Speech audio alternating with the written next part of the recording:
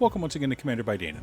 Today we are building a budget version of one of my favorite commanders, Firkraag, Cunning Instigator. This has often been requested on this channel, so I hope the deck is to your liking. Also, and I know it's annoying to keep hearing this, but statistically if I don't ask you to like and subscribe, the video gets fewer subscribers. Firkraag Cunning Instigator is a 5-mana 3/3 legendary dragon with flying and haste. Whenever one or more dragons we control attack an opponent, we goad target creature that player controls. Additionally, whenever a creature deals combat damage to one of our opponents, if that creature had to attack this combat, we put a +1/+1 counter on Firkraag and draw a card.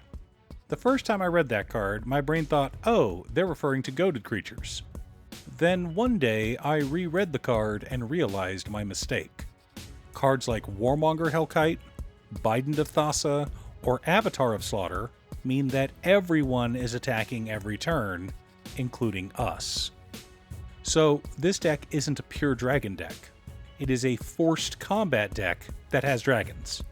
All for under $100. Not too shabby. But before we get to our deck list, a quick word from our sponsor, T-Fury. Every day, T-Fury has new designs that are fairly cheap, but that's because they're print to order. So I've gotten into the habit of checking them every day to see if they have new designs for myself or for my friends and family. I've ordered scores of shirts over the last decade, and I'm so happy to finally be sponsored by them. Click the link down below to see new designs and to add to your geek wardrobe. In order to build a functional commander deck, you need lots of different pieces, which is why I try to rely on my handy-dandy checklist. 50 mana sources, usually split between 37 lands and 13 pieces of ramp, 10 pieces of card advantage, 8 to 10 pieces of spot removal, 2 to 3 board wipes, 2 pieces of graveyard hate, and 1 sudden I win card.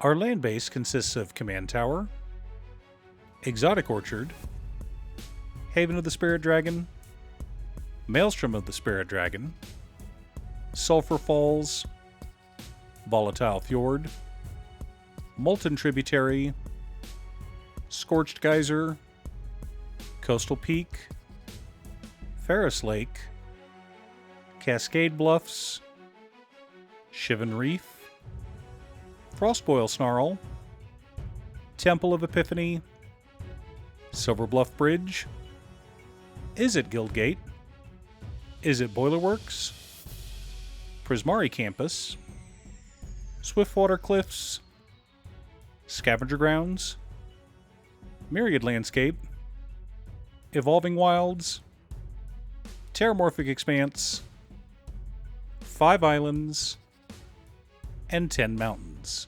Now, some of you aren't fans of the lands that always come into play tapped. If so, just replace them with basics. But if you're wanting to copy the rest of this deck list, ensure that you're running a higher ratio of mountains to islands, because we have a lot more red than blue in this deck. Starting off our mana ramp package, we're running Shiny Impetus and Curse of Opulence as thematic pieces for our goad strategy. Next up, we've got Sarkhan Soulflame, Ganax Astral Hunter, Sarkhan Fireblood, and Dragon's Horde as thematic ramp for our dragons. For mana rocks, we've got Soul Ring, Arcane Signet, Talisman of Creativity, Is It Signet, Sky Diamond, Fire Diamond, Mind Stone, Felwar Stone, and Thrawn Dynamo. Finally, we've also got Solemn Simulacrum and Burnished Heart as land ramp. Danon, that's a lot of ramp! Yes, it is, dear viewer. Dragons aren't cheap, but more than that, a lot of our mana ramp also serves as card advantage. Our card advantage package consists of Curse of Verbosity, Niv-Mizzet Parun, Bident of Thassa, Imrith Desert Doom, Dragonologist, Windfall, Big Score, Meringue River Serpent, Coastal Piracy, Reconnaissance Mission, Thundermane Dragon, and Roiling Dragonstorm. Lots of ways to dig through our deck and keep our hands full. For interaction and spot removal, we've got Commit Memory, Chaos Warp, negate, abrade, counterspell, lightning bolt, Lozen, Dragon's Legacy, Dracuseth, Maw of Flames, an offer you can't refuse, Parapet Thrasher, and Wash Away. Mostly counterspells, but that's to be expected in our color identity.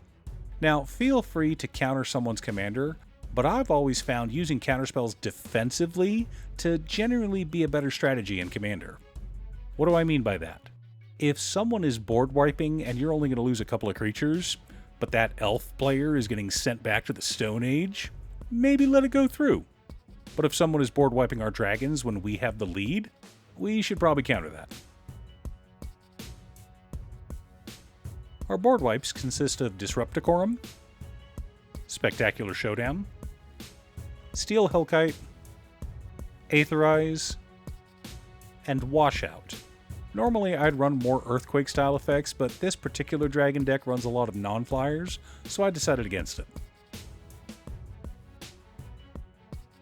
The core of our deck consists of Vengeful Ancestor, Chaos Dragon, Territorial Hellkite, Warmonger Hellkite, Scourge of the Throne, Lathless Dragon Queen, and Scourge of Valkus.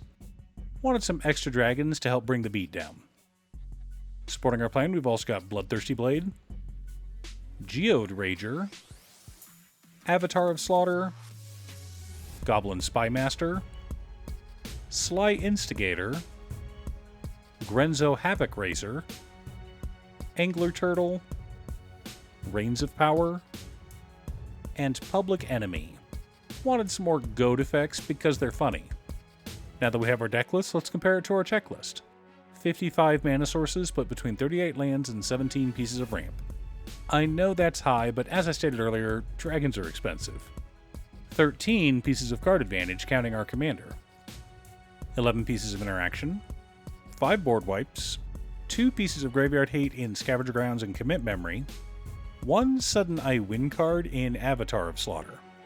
Remember, Firkraag says whenever a creature is forced to attack, deals combat damage to a player, we draw a card and put a +1/+1 counter on Firkraag.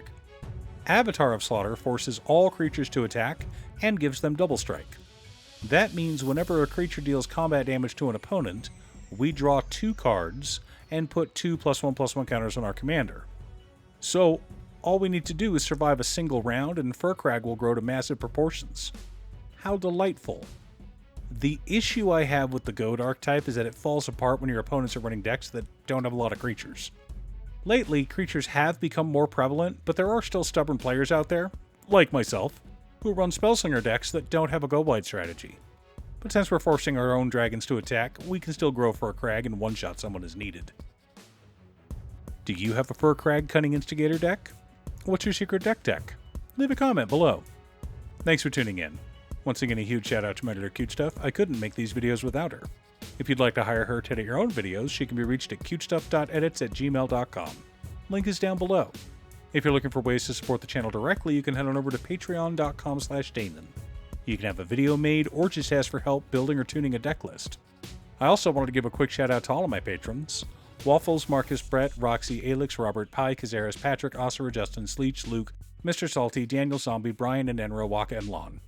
You guys are awesome. I post new Commander deck videos every weekday, so be sure to subscribe and ring the bell to be notified of new videos. Again, thanks for watching, and I'll see you all again next time on Commander by Danon.